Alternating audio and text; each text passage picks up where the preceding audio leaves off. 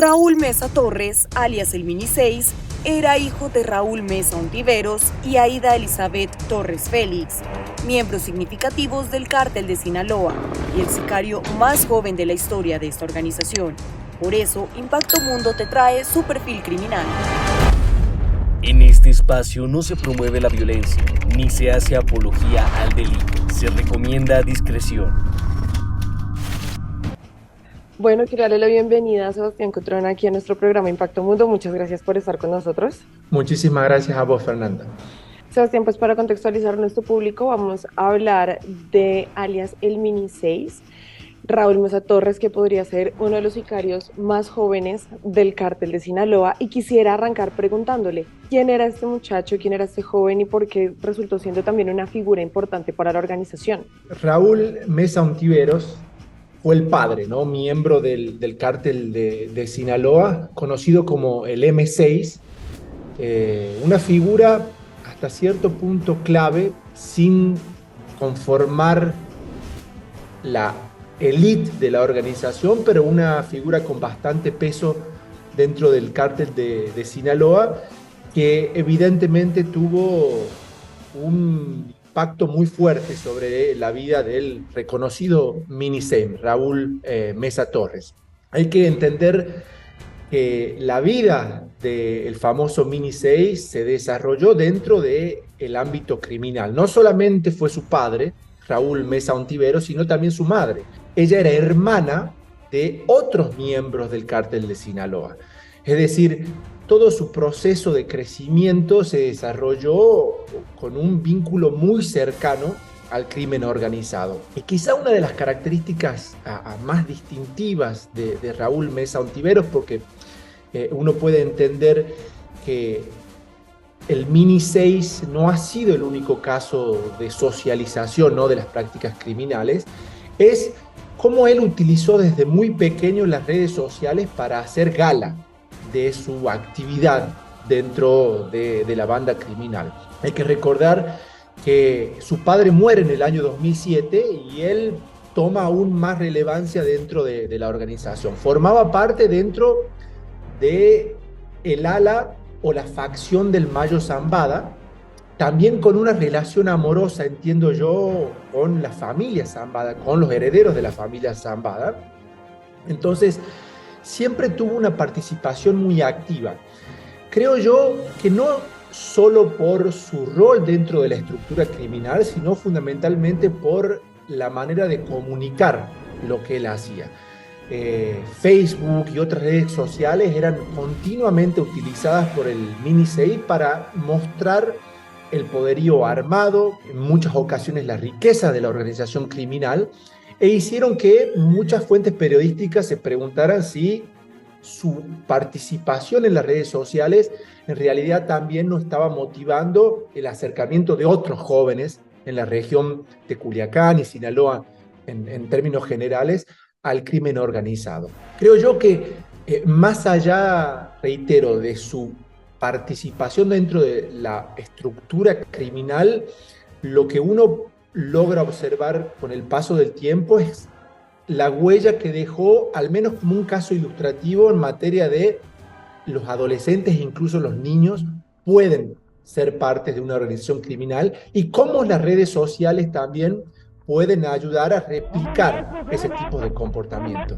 En el pasado existieron muchos ejemplos también de jóvenes participando en organizaciones criminales, pero quizá la ausencia de redes sociales o el impacto de las redes sociales hicieron que nosotros al menos no estuviéramos tan atentos a lo que pasaba. Creo yo que, reitero, su impacto tuvo mucho más que ver con las redes sociales y lo que generó en la juventud que realmente un rol decisivo dentro de la organización criminal. Creo yo que su final también da cuenta, ¿no?, con su muerte allá por el año 2010, de que nada tuvo que ver con lo que sucedió con Ovidio Guzmán o lo que sucedió con otras personas que realmente tuvieron un peso fundamental dentro del Cártel de Sinaloa. Si bien hubieron ciertas repercusiones después de su muerte, cuando fue llevado a la policía, incluso en su velatorio, creo que de haberse tratado de una persona con un peso real dentro de la organización, probablemente los sucesos después del año 2010 hubiesen sido al menos similares a lo que hemos visto en otros casos, en el caso de México. Bueno, Sebastián, y con todo lo que estábamos contextualizando, me surge la pregunta de cómo es que estos jóvenes toman la decisión de irse por este lado del mundo criminal. Entendemos el contexto de su familia, entendemos el contexto de sus padres, pero también podemos comprender que con todo lo que pueden ganar dentro de este negocio podrían apartarse de esta vida, porque es que jóvenes como Mini 6 deciden entonces tomar armas y hacer parte de los sicarios de organizaciones como el Cártel de Sinaloa. Bueno, esta es una muy buena pregunta porque también nos ayuda a entender de que, al menos en mi opinión y sin conocer fehacientemente los casos concretos dentro de las organizaciones criminales en México, yo me animaría a decir que el caso del Mini 6, más que una constante, ha sido un caso aislado, digamos. Los jóvenes naturalmente no siempre forman parte de las organizaciones criminales de las cuales sus padres son una parte fundamental. Y digo esto porque los familiares de los capos de las drogas en muchos casos suelen tener un perfil bajo. Es lógico que los líderes de estas organizaciones criminales sean recelosos acerca del ingreso de sus hijos, al menos el ingreso directo a estas organizaciones criminales. Hay que pensar que hay numerosos casos en la historia en donde los capos narcos incluso han intentado premeditadamente que sus hijos no participen de estas actividades. Uno piensa en el caso del Mini 6, pero también tenemos casos contradictorios o al menos contrastes bastante marcados, como el caso de Rafa Caro Quintero. También en México, ¿no? Uno de los fundadores del Cártel de Guadalajara. Una de sus hijas estudió en una de las universidades más importantes de México. Su hijo fue miembro del equipo nacional de equitación de México. Incluso ganó una medalla en los Juegos Centroamericanos. ¿Por qué? Justamente porque Rafael Caro Quintero intentó de que sus hijos no continuaran con su legado. Hay otros casos como el de Melissa Plancarte, ¿no? Una cantante de música grupera conocida como la Barbie grupera. Ella es la hija de Enrique Plancarte Solís, uno de los fundadores del, no diría desaparecido, pero al menos reconfigurado Cártel de los Caballeros Templarios. Ella no formó parte de la organización, ni siquiera en las finanzas. Es decir, desde un primer momento se mantuvo aparte. Algo parecido sucede con muchos de los hijos de la familia Arellano Félix. Si bien creo que en el caso de Enedina hay una participación de uno de sus hijos, pero en la gran mayoría ellos son, creo, si no me equivoco, residentes de Estados Unidos, viven en ese país. Y para ir más cerca de Colombia, el caso de Sebastián Marroquín, ¿no? Digamos, no por una naturalidad los hijos de los grandes capos de narcotráfico automáticamente forman parte de estas organizaciones. Por eso me parece muy interesante reconocer que se trata de casos aislados. Yo creo que quizás donde mayormente se puede repetir el involucramiento sin ser casos tan representativos como el del Mini 6 es en aquellos casos en donde los hijos forman parte de las finanzas o se encargan de la administración de las finanzas de la organización criminal, ¿no? En este caso me refiero al lavado de activos, me refiero a la infiltración económica. Todos sabemos que muchos de los recursos económicos que cuentan los hijos de grandes capos de narcotráfico en América Latina no provienen de fuentes fidedignas, sino son producto del lavado de dinero y de la infiltración económica. Entonces creo yo que una de las opciones es la no participación o vinculación directa, otra podría ser una vinculación indirecta a través de las finanzas, y ahora sí, para responder tu pregunta, sí tenemos muchos casos en donde se involucran directamente. Creo yo que tiene mucho que ver también con el perfil del liderazgo de las personas que están a cargo de las organizaciones criminales, ¿no? Hay organizaciones criminales con un perfil menos violento, ¿no? El cártel de Cali comparado con el cártel de Medellín.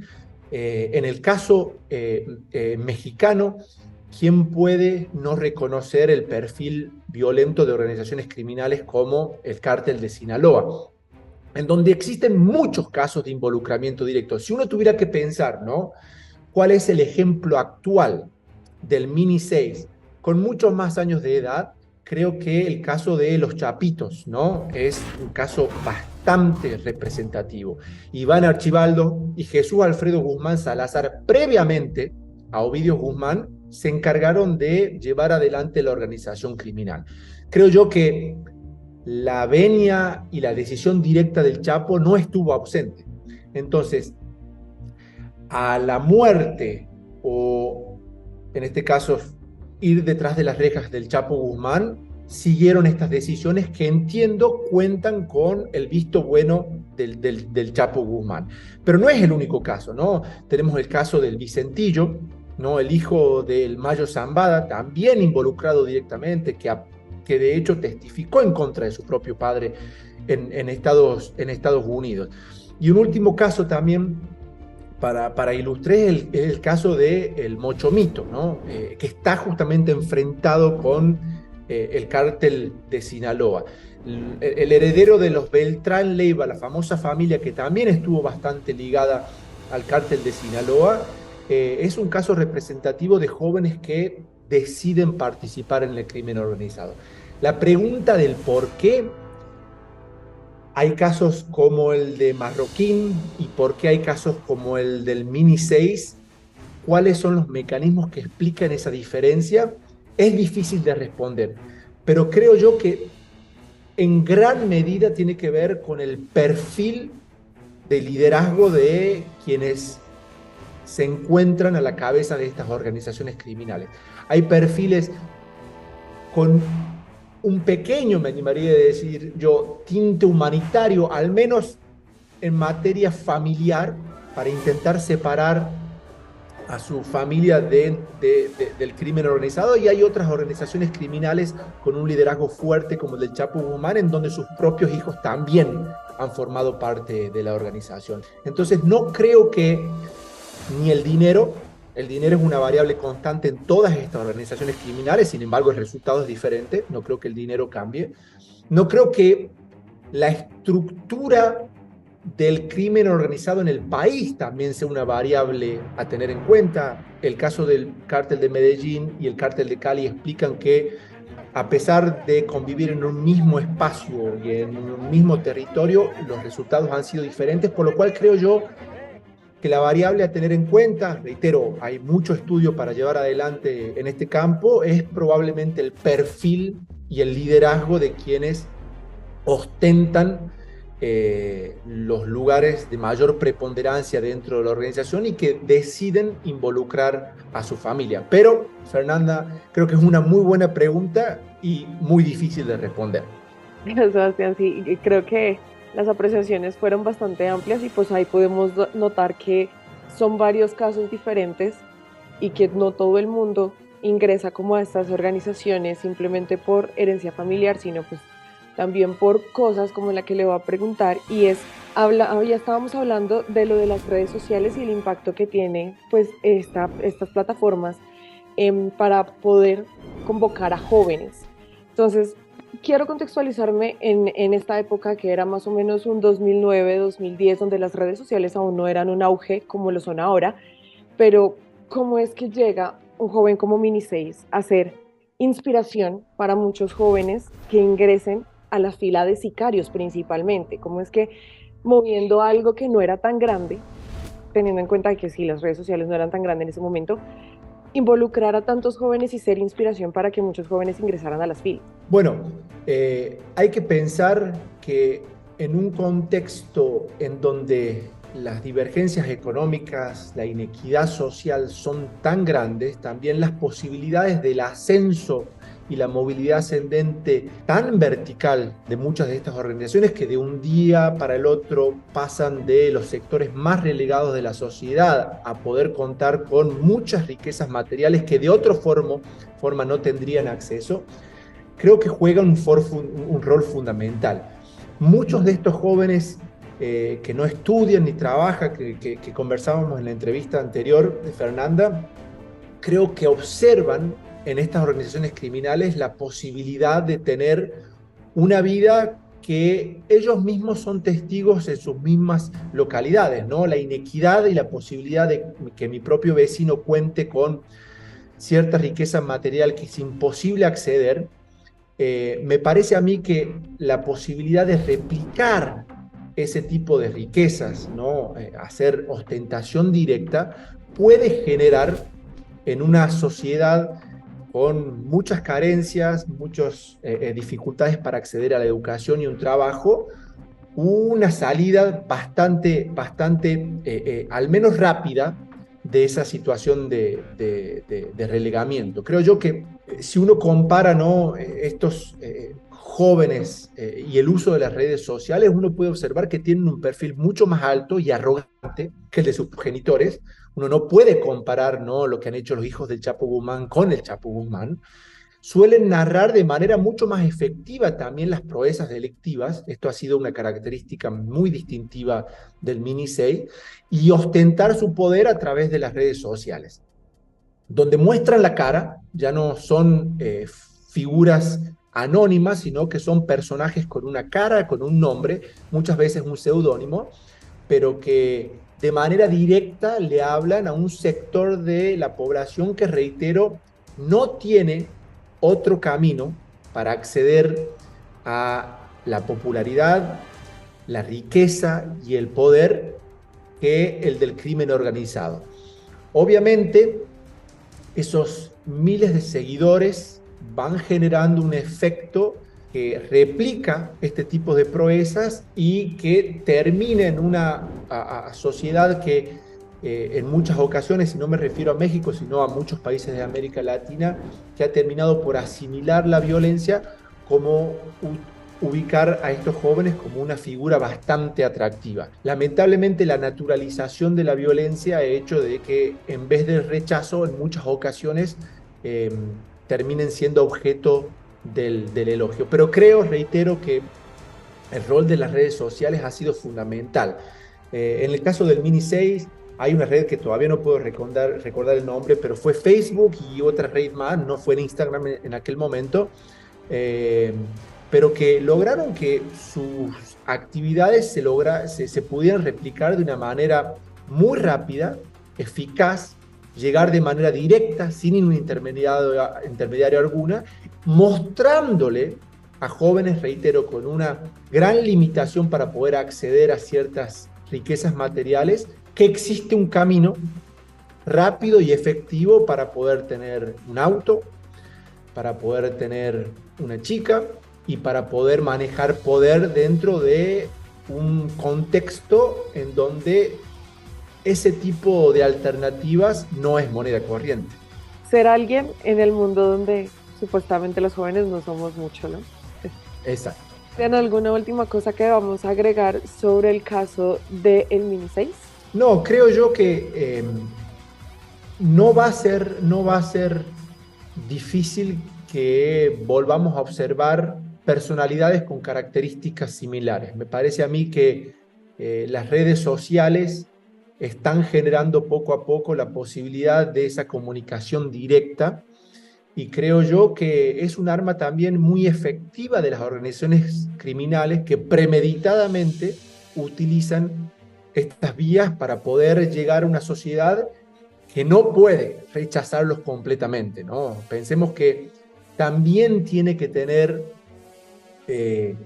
más allá de que en términos generales nadie va a tolerar y aceptar el crimen organizado y la violencia, pero creo yo que hay ciertos rasgos de estas organizaciones sociales que pueden ser utilizadas por las redes sociales, por lo cual entiendo que no sería descabellado pensar que otras figuras como la del Mini 6 se puedan replicar en el tiempo. Creo yo que estamos siendo testigos, reitero, con una edad más entrada en el caso de los hijos del Chapo Guzmán, pero también de jóvenes que a muy temprana edad comienzan a hacerse cargo de estas organizaciones. Todos sabemos que la longevidad de los narcos es muy pequeña, o presos o muertos por balas, entonces no es una locura entender de que muchas de las figuras van a tener una edad bastante van a ser bastante jóvenes y que esto puede seguir sucediendo de cara al futuro.